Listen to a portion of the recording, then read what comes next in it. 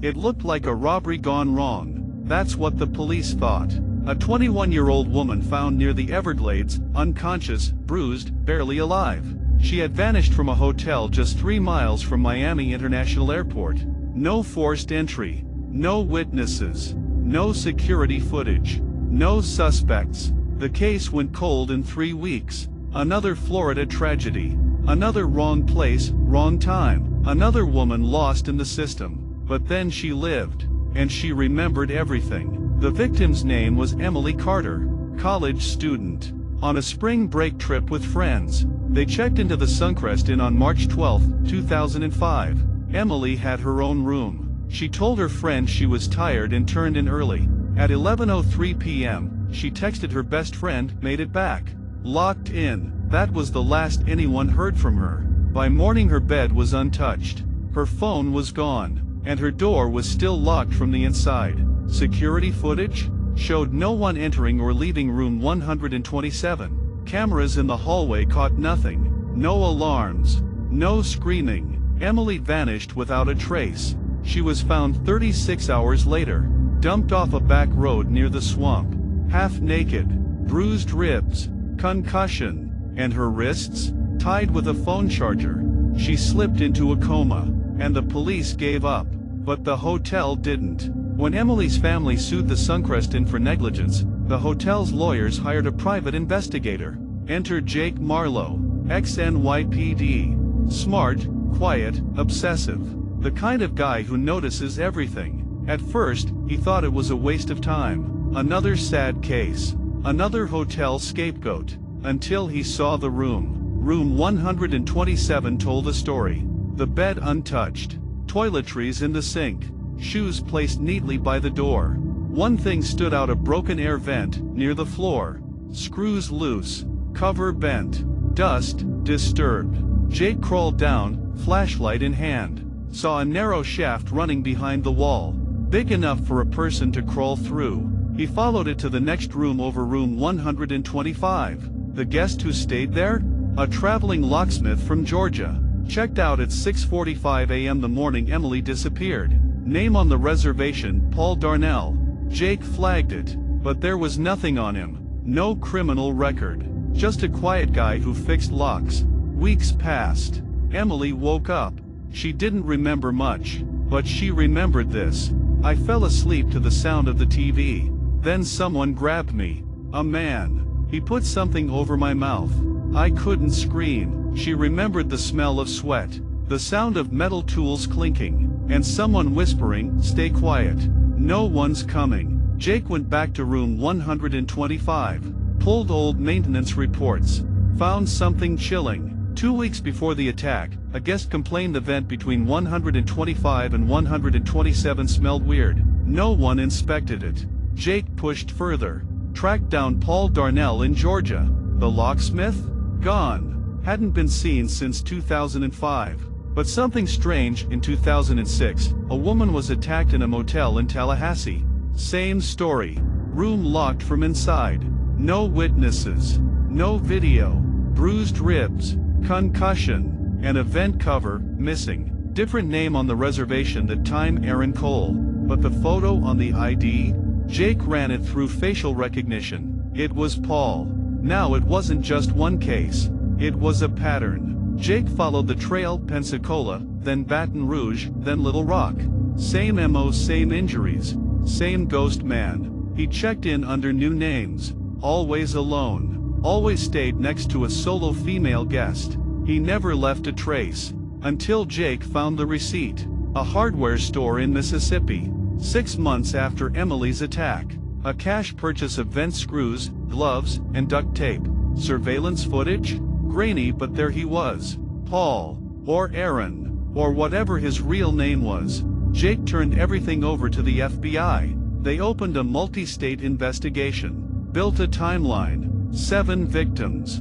5 different states. All tied to the same invisible man. But they were too late. The trail ended in Tennessee. An apartment rented under the name Michael Evans. Paid 3 months up front. When the feds raided it, it was empty. Just a mattress on the floor, a tool bag, and one item sitting dead center on the carpet. a hotel vent cover. Jake thought it was over. The man had gone dark. Until 6 months later, a woman in Phoenix reported a man watching her in her hotel room. She was in room 103. The room next door? Empty. Or so the clerk said. The police checked it, and inside the vent, they found a pair of gloves, and a receipt from Miami. Suncrest Inn, room 125. He was back. Different city, different name, same nightmare. The Phoenix victim was lucky. She noticed something strange, a flicker in the vent, and a quiet click behind the wall. She reported it, and what they found? Chilling. A crawlspace behind room 102. Inside it, a pair of gloves, a flashlight, and a receipt from Miami's Suncrest Inn. Same room, same date, same man. The cops called Jake Marlowe. He's evolving, Jake said. Getting smarter, slipperier. But now Jake knew what to look for. The man didn't just pick any hotel. He picked older buildings, ones with wall vents that connected rooms. No updated security, no motion sensors, no hallway cams, and always he checked in first, scouted the female guest next door, waited until late, then crawled through. No forced entry, no sound, no evidence. A human shadow. Jake dubbed him the crawlspace predator. He tracked dozens of hotel maintenance logs across the country, any place where vents had been tampered with, where solo women had checked in and left with injuries or fear. One thing kept showing up: a man with quiet eyes, soft-spoken, friendly, claimed he worked in locks or security, always paid cash, always used a new name. Jake's break came from a woman named Lauren, a 27-year-old waitress from San Antonio. She'd been staying at a roadside motel in New Mexico. 2 days after she checked out, she saw her own photo on a news segment about the crawlspace predator. She froze, because 2 weeks earlier, she'd woken up to breathing coming from inside her room. She'd looked everywhere, found nothing, convinced herself it was a dream. But when Jake called her, she mentioned something no one else had. The TV remote was warm when I woke up, like someone had been holding it. Jake returned to the Phoenix motel, this time with a thermal camera. He tested the vents at night. Within 30 minutes, the heat signatures told the truth. There was room behind the wall, a space just big enough for someone to crouch in. Wait, watch. This wasn't impulse. It was ritual. Jake called the FBI again, told them, "You're not looking for a guy who kills. You're looking for a guy who hunts." 2 weeks later, a hotel clerk in Kansas recognized the photo. A man had checked in using the name Ronnie Beck, requested room 110, alone, paid cash, said he was just passing through. The room next door? Rented to a young woman driving cross-country. Jake flew out immediately. By the time he landed, the man was gone. But in room 110, behind the vent cover, they found a GoPro camera. Still running, still recording. What it captured? Sickening. Hours of footage. Just watching. The woman undressing, sleeping, crying on the phone. He never touched her. Not this time. But he studied her. Every move, every breath. Jake reviewed the footage, frame by frame, and in the corner of one shot, a mirror, reflecting a partial tattoo on the man's forearm. An anchor, wrapped in a chain. He cross-referenced with military databases. Tattoos, discharges, dishonorables. And there it was: Eli Warren, former Navy mechanic, dishonorably discharged in 1999 for unauthorized surveillance on a female officer. Last known address: Spokane, Washington. No job, no driver's license, no digital footprint. But the tattoo matched. The face matched. The timeline? Perfectly.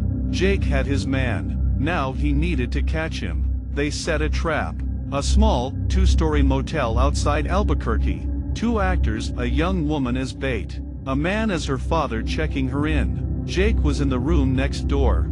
They waited. Day 1? Nothing. Day 2? A man booked the room next to the girls, paid cash, gave the name Tony Brinks. Security flagged him. Tall, quiet, said he was a ventilation tech. Jake's heart dropped. It was him. They waited until midnight. Then 1 a.m. At 2:17 a.m., they heard it. A soft clink. The sound of metal being unscrewed. Then, breathing. Jake signaled the team. They burst through both doors simultaneously. Eli was halfway through the vent. Head inside the girl's room. Body stuck in the wall. He didn't fight. He just said she wasn't ready yet. Eli Warren was arrested, charged with 7 counts of aggravated assault, attempted kidnapping, and voyeurism. The FBI believes he stalked over 30 women across 9 states. He kept no trophies, no fingerprints, only recordings and memories. At trial, Emily Carter, now 41, testified. Her voice didn't shake. She looked Eli in the eye and said, "You thought I'd forget you, but I never did. And now no one else will either." But before sentencing, Eli made a chilling statement. "There are others. Like me. You'll never find them all."